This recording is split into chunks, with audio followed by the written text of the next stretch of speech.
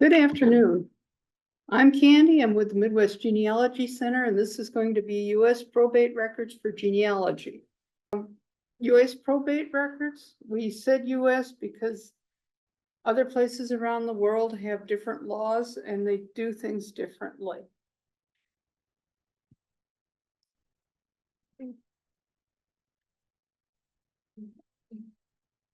Probate and genealogy. These are some of the best records for genealogy. They're full of family information, such as relationships, family members, things of that nature. When you want to connect them, these are records that a lot of lineage societies take as far as proving back a generation, or sometimes 2 generations, it depends. And they're found in various courts across the country, as well as some of the databases. And we'll get into that later also. You will often see either it's in the circuit court, or sometimes they go to the state Supreme Court, county courts, and orphans courts, which are basically a circuit court out east, for instance, in Pennsylvania.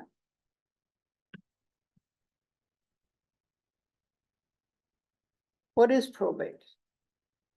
Probate is the distribution of the deceased person's assets to the heirs, and it's either specified by the testator, the person that died, or by law. The assets include real property, land, buildings, property, it's mineral rights, and appurtenances, which are basically improvements on the land. You know, the barn or the pigsty is what I'm talking about. Anything that would require a deed. Personal property is the movable stuff. It's the furniture, the tools, the clothing, and back before the Civil War, you're going to see the enslaved people on there. When you go back into the 1600s, clothing was considered very valuable, especially embroidered clothing. So that was put on there because it was. You couldn't get those things over here. So they willed them to a son or a daughter or a daughter-in-law, that type of thing.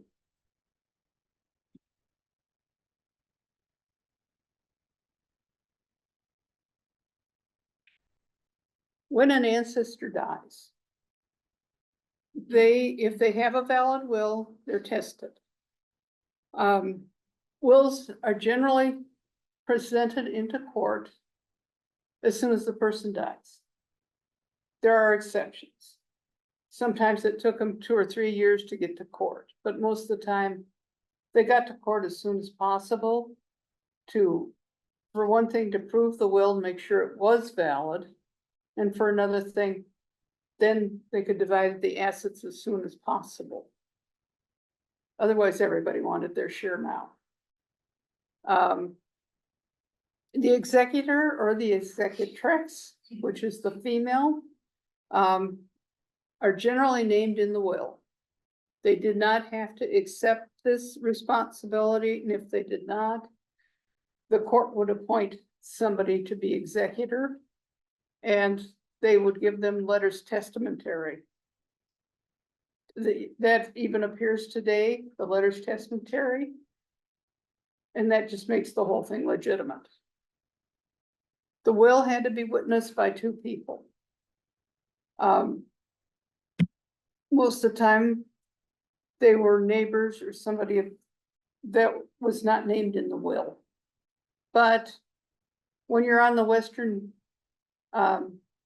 frontier, sometimes they had to pull in a relative to witness it that was actually named. They just didn't have any choice on that. So at least one of them might go to court and say, Yes, I saw him sign this will, or saw her. The heirs are called devisees. This is all technical legal terms, but you're going to see it come up when you're doing your genealogy. And a bond was always posted. That was to make sure that the executor or What did you do? saw the thing What did through you do? So I can know next time. till it was finally settled. YouTube thing, change it to the headphones. The YouTube? And that thing there.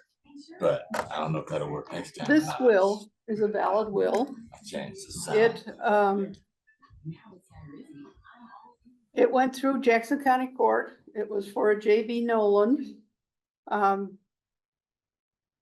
And he died in about 1901. You can see, let's see if I can get this to go. First line, his name. Usually, it will say just the county and the state, but here he lived in Independence. City of Independence in Sterling. So he's listed there.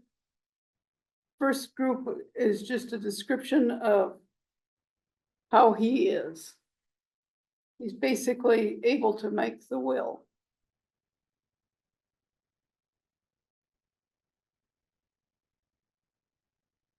Here they're giving a bequest to the wife and children. Okay, they list the children. Not only do they list the children, the daughter has the married name. That doesn't always happen, but you just so happy it does, because oftentimes you lose track of these people. And then below, he appoints his wife as the executor or executrix of the last will. Before these, if you can't really read it, but what it says basically is they're gonna pay all his debts before they divide the estate.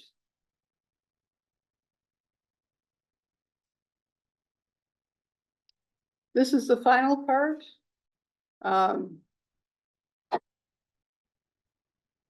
We're talking witnesses. That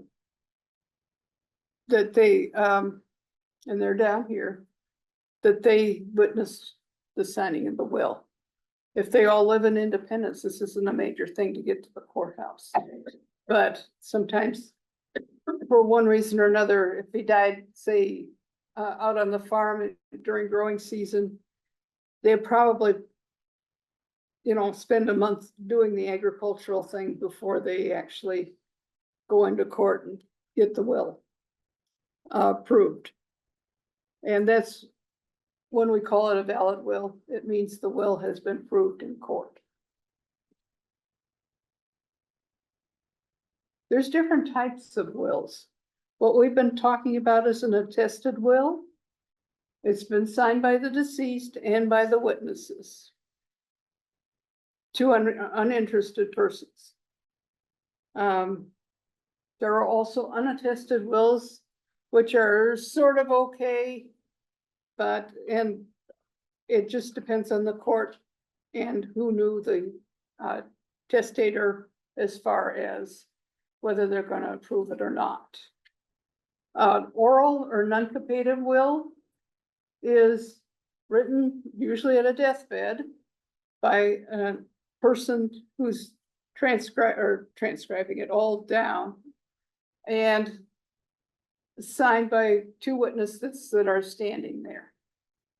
Those get iffy, and a lot of courts will throw them out. Video will is a more modern will, where you basically stand in front of a video camera and relate your wishes. And finally, the holographic will, it must be handwritten by the testator, but doesn't have to be witnessed. Only certain states take this. Kansas and Missouri are not those two states. There's several others that do take them, but we're not. So What does that mean, a holographic will? it means it's a handwritten will. Or handwritten? Yeah. So it just means that they wrote it out, signed it, but they didn't have it witnessed. And like I say, there are other states besides Missouri and Kansas that do not accept these. If that was all they had, then it becomes an estate. And we'll cover that in a couple of minutes.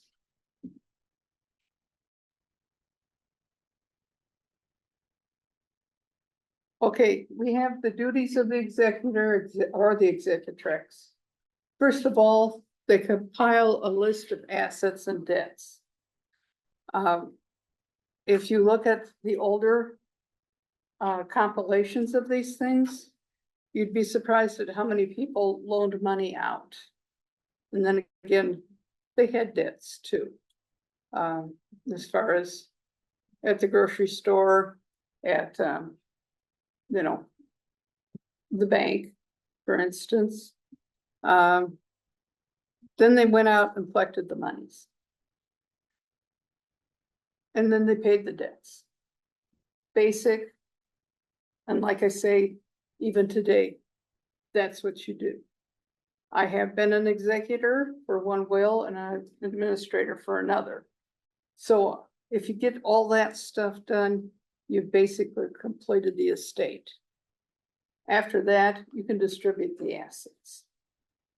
And this also includes things like paying off funeral expenses, getting the cemetery expense and all that sort of stuff.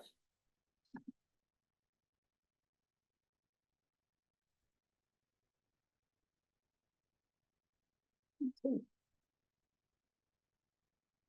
The inheritance on the tested estates. Those named are grouped under relationships, like my wife and children. And you see a lot of that in the colonial wills.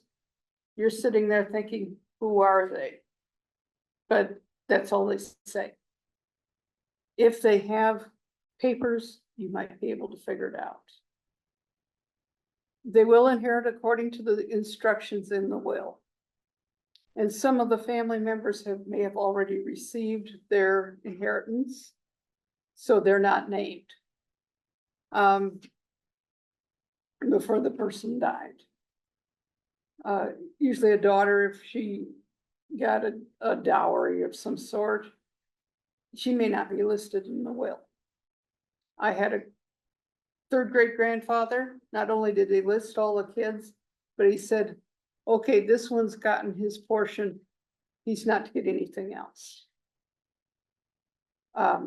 It's great because now you've got a list of all the kids, at least all the ones that were alive when the guy wrote the will. You'll see the per capita, which means they receive equal shares, the heirs do. And you'll also see the phrase share and share alike, which is the same thing. They all get equal shares. And, you know, if you have unhappy heirs, they will contest the will. They will go to court. That's a separate court case. And, you know, if you think they have, and they'll probably be noted someplace, look it up. That means even more information on what they have. And who wanted, you know, they didn't think they had gotten enough and they did their thing. There'll be petitions and statements on all that sort of thing. So you can kind of get an idea of the family dynamic.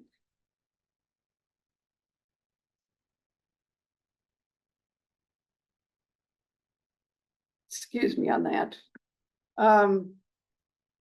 New computers. When they die and they're intested, they have no valid will. Either the will was declared invalid, or they just didn't write a will. A lot of people don't write wills because they figure they're going to die sooner. That's, I don't write it. It's not, it's not helpful to us genealogists, sort of. And I'll tell you what the sort of is. They have to find all the heirs. They're also called the beneficiaries or the distributees. They will go into newspapers and put ads out. We'll see some of the ads later on, but they'll put little ads in there looking for so-and-so. His father died and they're trying to settle the estate. If they know approximately where they were, they would contact the county seat, the newspaper there, because most county seats have newspapers so they can put the legal notices in there. And they will put an ad in, and I have seen them even in the early 1800s, late 1700s, they'll put an ad say, you know, if you know this person, or if the person lives in this area, please contact probably the lawyers or the executor. The estate process again starts as soon as possible. Some of these estates can run a number of years. We had one that I looked at in Jackson County. It started in 1837 and it lasted until 1852. It ran through, I think it was 4 administrators because they kept dying off. So that makes it interesting. Someone will petition the court to be appointed administrator or administratrix. And usually they get the letters of administration. In the more modern ones, as far as the 1800s, they will list all the heirs on that particular piece of paper. As we go down, I'll show you one that's very interesting to me. And the court will appoint and issue the letters. There again, the bond is posted, so they make it through the whole process before it's settled. And some of those bonds, if you look at them, you can kind of tell the size of the estate because all the bonds seem to be different. I did at one time have a table of estates and how much it would cost as far as the bond. And this was back in 1991, that is. It did show that as the estate was larger, the bond that you had to post was more.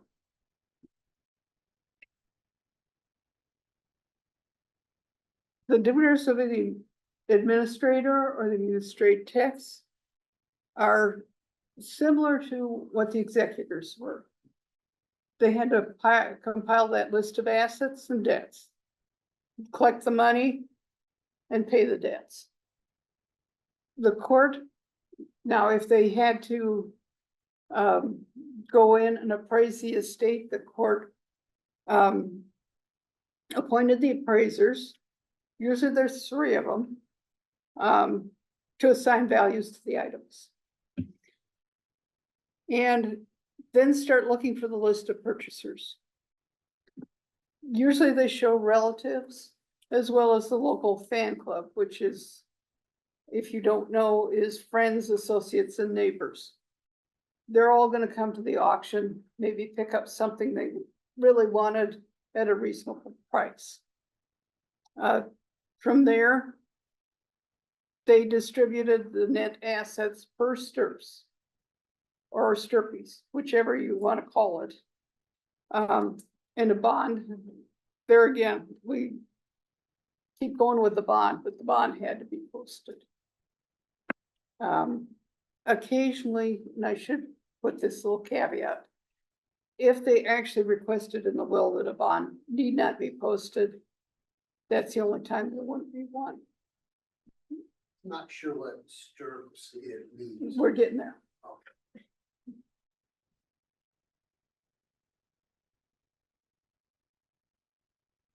Okay.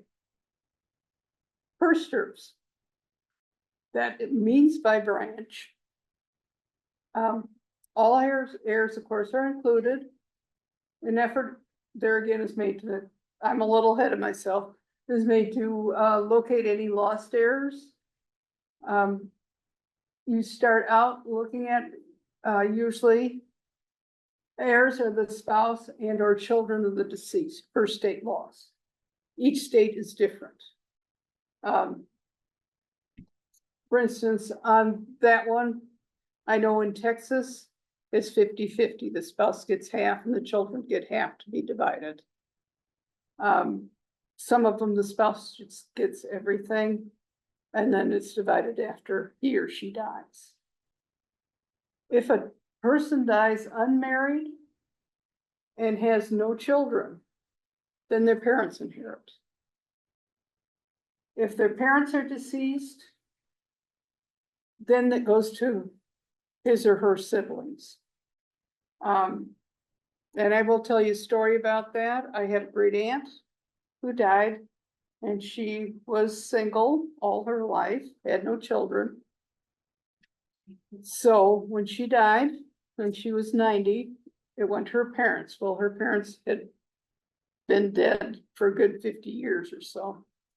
So they had to go and do genealogy. She had 10 brothers and sisters that could have inherited. The other two died young. So they had to go and look for these 10 because only one sister was still alive when she died. So they had to go to the children. Okay, the nieces and nephews, most of them were still alive, but there were some that had passed. So they went to the grandnieces and nephews. And I think there was one great grand that also inherited. There were 57 heirs total. So every time they had to do something with the estate, they had to write 57 letters. Which they did. And this was, back, well, it's been over 50 years now. I was able to go to the court, which was in Los Angeles, and asked for it, just out of curiosity. They brought out 2 folders like this. You people will understand. And they said, well, which one do you want first? So I went through it with my mother, who was actually interested in it. And picked out the genealogy stuff. But that's what can happen when you get an older person in a state of that size. Of course, they found the sister, they'd always known where she was. So anyway. This is a sample of letter of administration for William Fletcher. William Fletcher died in 1870, 71, somewhere in there. If you'll notice, in that middle part, which you're gonna have to blow up if you actually use it, it lists all the kids and where they're at. So, looking at that, and this was the son-in-law. Here, son-in-law died about 1878. Court had to appoint another administrator to finish the will. So you could, and if you look at there again, the little small print there, it lists all the heirs again. And if you compare them, some of them have moved. People that were in Kansas City were now in Iowa. But evidently they kept close enough contact that everybody knew where everybody was.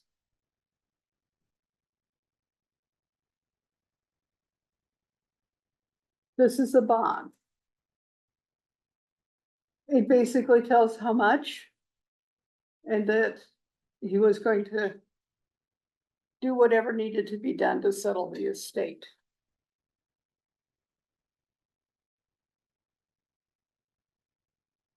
This is the order of publication. That little piece says, yes, we'd like to know if he has any debts outstanding that you haven't filed with us. It is generally published in the local paper. It's gonna be at least twice it's published. So it might be published 1 month and then the next month. Sometimes I've seen them published within 3 weeks of each other. It's something to look for. The time is determined by the court. If they think that they can get it done a little sooner, they do. Copies can be found in the probate papers, which we'll cover in a few slides down. This again is William Fletcher's. Most of these I printed off the line. So they're pretty easy to get to. A probate packet, which most cases have. It's a folder or an envelope, just crammed full of all this sort of thing. Before files, they had envelopes, so they'd carefully fold them and put them in. There'll be at least an inventory of everything in the house and the farm. You know, you not only see accoutrements, but you'll see horses and cows and what have you. The debts, the settlement receipts, and the fee for the executor or the administrator. And yes, they did bill. Actually, some of them billed every month. So you can also find other interesting things in there, like old tax receipts. My great-great-grandparents, we went and looked at theirs, and that's what we found, old tax receipts. Actually, he died before she did. She couldn't read or write. Well, she couldn't write anyway. So she practiced writing on all the tax receipts. And like I say, some states don't have probate packets. Virginia is one of them. They basically, you'll see a will, and if they died intestate, you will see an inventory. And that's all they basically filed at the court. And I should also add that in Virginia, especially in colonial times, a lot of the times they filed with, and I shouldn't say state, I should state Commonwealth, because that's technically what they call themselves. They filed it in Richmond or Williamsburg. Well, of course, Richmond had the big fire in 1865. So most of those things are gone. Williamsburg before 1700 had 4 fires. So a lot of records were lost. But not everything. They have since found for Rockingham County, when they were going through the state library, they found the old record books, the will books. There's still a little charred on the edges, but you can still read the wills. So don't give up. Definitely look. There again, sometimes you have to be creative in your looking. King and Queen County, some of the records don't exist. Courthouse burnt down, of course, but there's a fee book there. So you can see that someone paid a fee to have this filed. Well, it's not ideal, but it's something.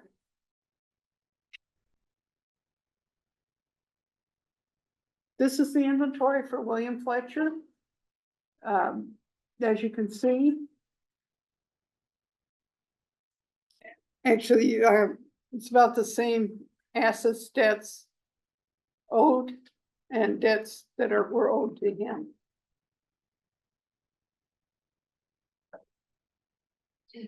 Inventory, there again, it can be very interesting as far as what's in there. Some colonial ones include, they'll say a lot of books. Or they will list all the book titles. So you find out what your ancestor was reading. So it pays to look at some of this stuff. This is a settlement paper. This is what they're going to get. Unfortunately, all this handwriting says basically that the estate was insolvent. So other than the administrator, they didn't have anything to distribute. And that happens, you know.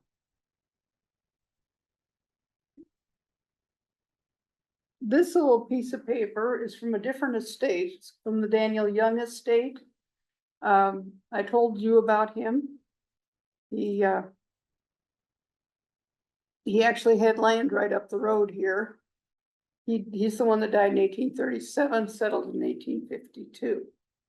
His son, one of his youngest sons, died in 1853. And they had to go in and list all the heirs. Now, if you look at it, and this was what makes it really interesting, is that some of his brothers and sisters got a full share, and some of them got half share. Of course, his mother got a full share. And from that, you deduce that Daniel Young had a first wife and a second wife. You might not be able to find the marriage record. You might want to make sure you stay a little more in front of the computer, because some Oh, people okay. phone, your voice is going in and out. Oh, okay, Since we didn't hook up the microphone. okay. Anyway. So that's how you can deduce that.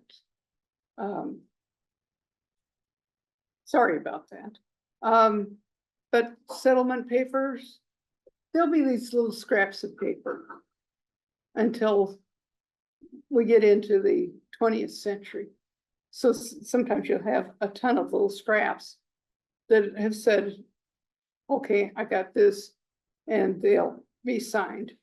Or they will have an X on there with notation of who signed it.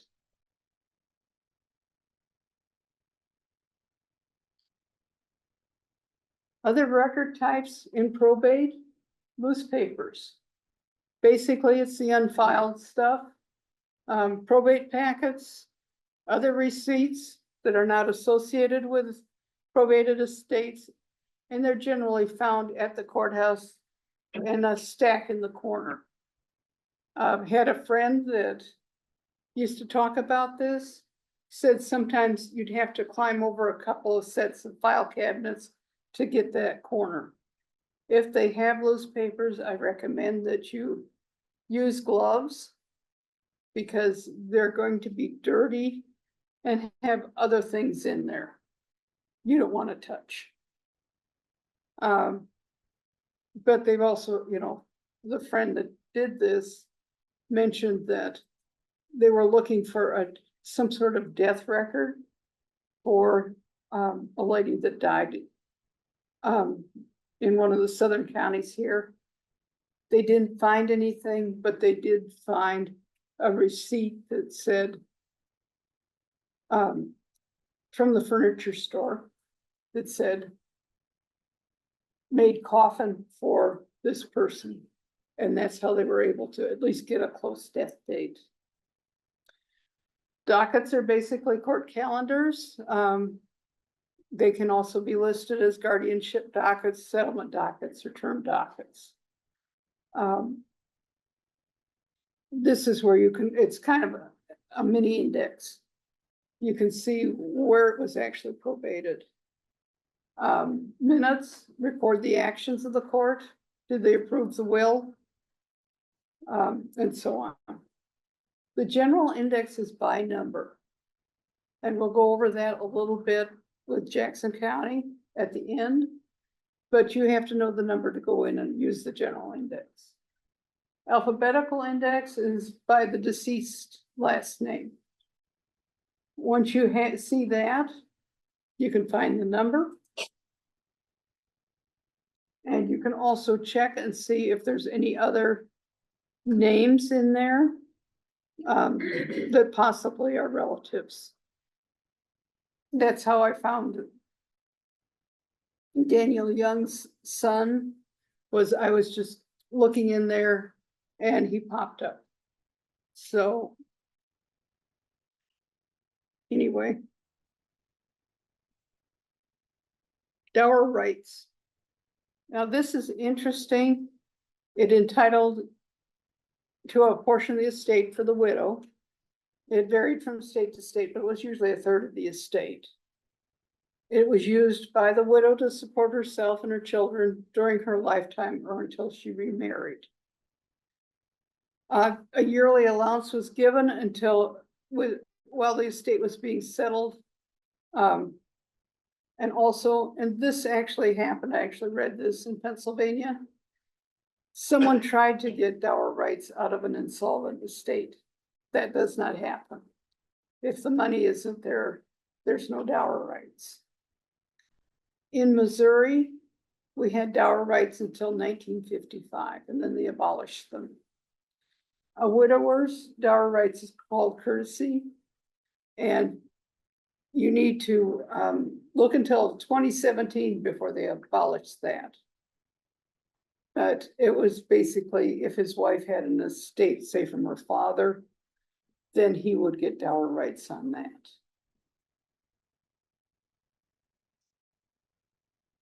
Guardianship records, also known as conservatorship. It's appointment of a person to take care of minor children or a person that's judged incompetent. Guardians had to submit annual accounts. Some of them did, some of them missed years, or those accounts were lost until the minor reached adulthood or got married. And basically the married was during colonial times. So anyway. And you can see an annual account here, how much they spent of the estate to maintain those children. If there were minor children and no estate, a lot of times they were just taken in. And then there's no court records. You can see here, got into minor errors of this gentleman here. Citing probate sources. This is just a quick item. Basically type of record, name of the deceased, name of the administrator, the court and its location. And then there's always a volume and a page.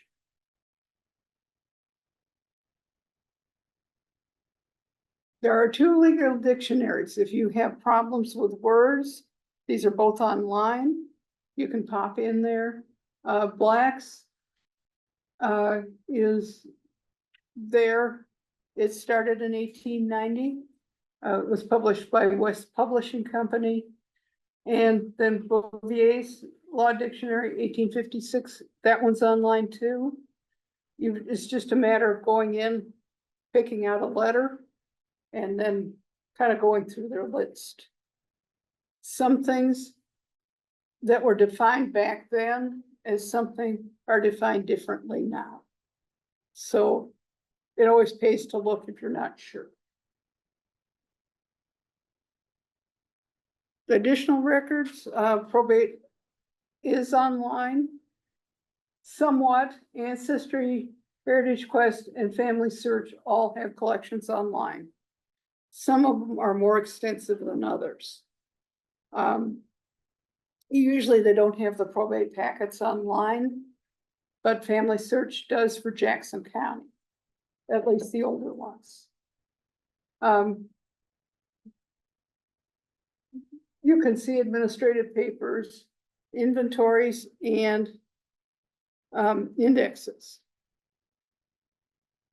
You can use search engines for a specific county or state to see if they're online. Various printed probate indexes. You can also look in our catalog for them.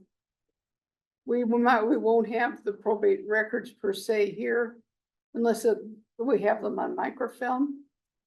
But it pays to look and see if a particular county has them. One little note, in Pennsylvania, and I discovered this one of the classes I took. The English wills are in the probate indexes, the German ones may not be. So you may have to do a little more searching. And that's it. We do have, with the 16th Circuit, 1/6 TH Circuit in Kansas City, well, in Jackson County. They do have under probate records a way to get to the probate number. And that is, they just have a regular deal, goes up to 1905, or 2005, I'm sorry, starts in 1905. They have pushed some of it back, so you might be able to look. Once you get that number, we have a general index, even though some of this stuff is online. The general index, at least after 1900, might show a death date. So you at least get that information. Then once you do that, then we have probate records back there. This is the long method. You have to go to the various books and look and see what's there. But it's, it makes it interesting. So anyway, and that's about it on probate. Do you have any questions? Okay. Are there any confidentiality issues with this? Can I go look at a movie star's probate who died and, Well, you can try. I mean. Yeah. So these are basically. They're public records. Oh, yes. Very much public records. Some of them, I know some of Jackson County, for instance, Thomas Swope. If everybody knows about Thomas Swope, it's a famous murder trial. What happened was his son-in-law was accused of poisoning the family to get the inheritance. Swope was quite wealthy. I understand you can't get to that. So that's one that I know of. But yeah, most of them you can. Most of them, when you hear a movie star die, a lot of times they will tell you what's in the will, if there is a will. So. Next question is, nowadays, so many people are using trust, which I Right. don't think go to probate. They don't go to probate. So is there any way to see people's wills if they used a trust, or is that just? That's called a loose paper. All the newspaper? Mhm. What does that mean? That means they filed it and they didn't do anything with it. Okay, And it would still be in the courthouse. It should be in the a courthouse. will should be filed with the court. one way. It should be. Now, whether it is or not, is another thing. So, do we have any other questions? One more. Okay. The guardianships. Mhm. Who is responsible? Is it the executor or executrix that is responsible for having an account where those monies are saved for those children over the years and then they're distributed, or is the court somehow involved? I think the court is somehow involved because they have to file the, Regularly. regularly annual accounts. So, like I say, sometimes they are and sometimes they're not. So, anyway, a lot of times they would write these things out in books, legal books, and that's a lot of writing for a quill pen. I'll tell you that much. So, some of them didn't quite get done. How old are probate records? Do they go back to the beginning of the county? They go back to the beginning of the county. They're legal documents. You involve assets. It's kind of like land records. And for instance, marriage records, which are considered contracts. So all that stuff goes back to the beginning of the county. As far as back to, you know, they go back to the Middle Ages anyway. And somewhat before that in various countries. They're there. Two online records. Okay. Anybody else? Yes, Uh, can ask I have a question. First one online is basically, when a person dies, Mhm.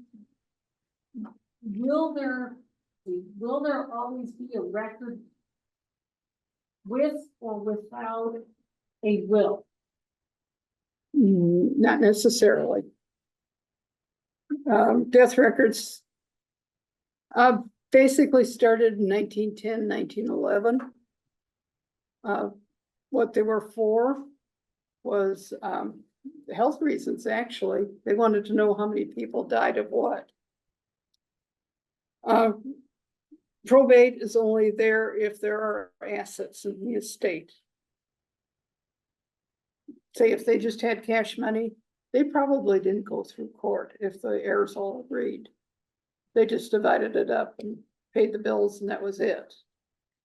They were supposed to go through court, but it's whatever they were able to do. Here's Can the I ask a second question? Is the bond that is posted refunded back to the estate when distribution is completed?